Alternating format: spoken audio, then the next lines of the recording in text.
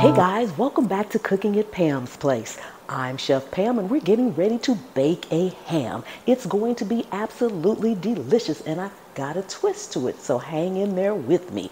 Oh my goodness, you saw the pictures in the beginning and the thumbnail. It's going to be delicious and I want you guys to be able to make it too. And if you want to learn how to make all kind of homemade food and dishes, easy, simple, made from scratch, take a second and subscribe to the channel. Turn on the notification bell so you won't miss anything. And then just keep hanging around because I have a whole channel full of recipes that'll get you there. Let's get busy.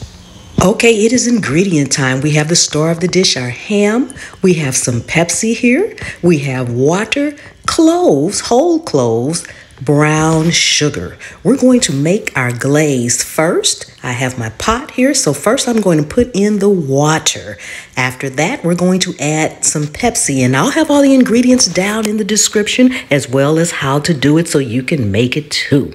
We're going to add in our brown sugar, making sure that we get this well combined after we get everything in there, and a few whole cloves. Make sure you're using whole cloves, not ground cloves. We're going to strain it in the end so you don't have to worry about the cloves being in there. In the meantime, once it starts to heat up, just stir it every now and then. Make sure it's well blended.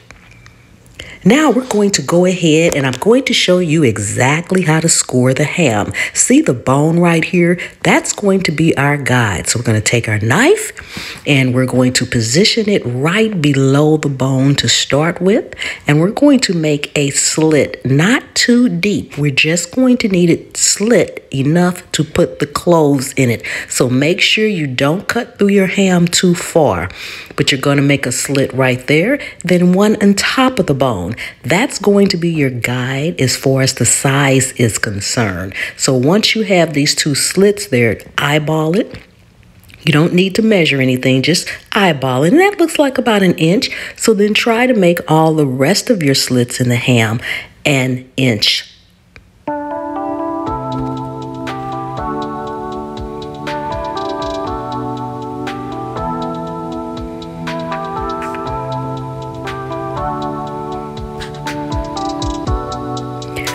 Okay, once we've got it done that way, we're going to turn our ham and so that we can score it in the other way.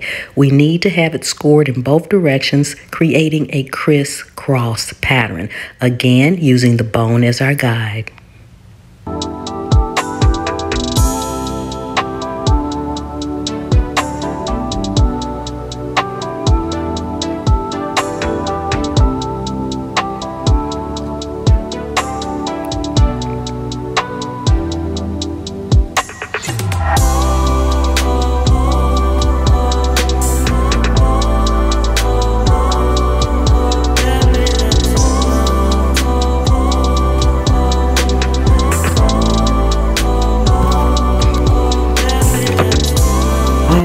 Score the other side, the skin side of the ham. The next thing we want to do is insert our cloves.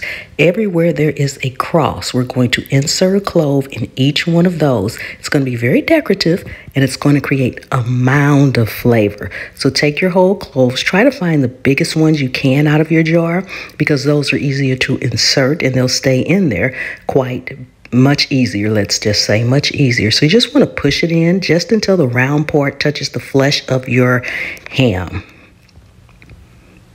So I'm going to go ahead and insert all of these and then we'll be back.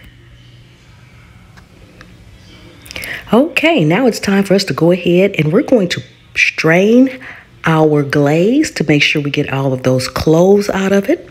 Then we're going to baste our ham with it.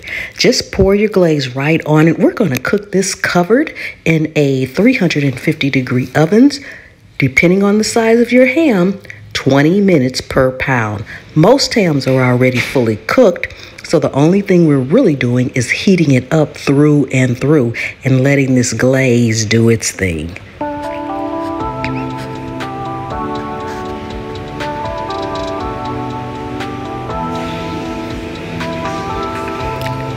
So now you're going to cover it up.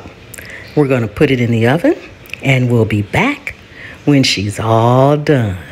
Okay, guys, she is out of the oven and smelling amazing. Look at that beautiful color on there and look at those cloves. Delicious. Oh my goodness. Thank you all so much for coming and hanging out with me today. I really do appreciate each and every one of you all. If you are new to the channel, welcome, welcome, welcome. Thank you so much for stopping by. Please remember to subscribe and turn that notification bell on, and I will see you next time. The good Lord willing and the creek don't rise.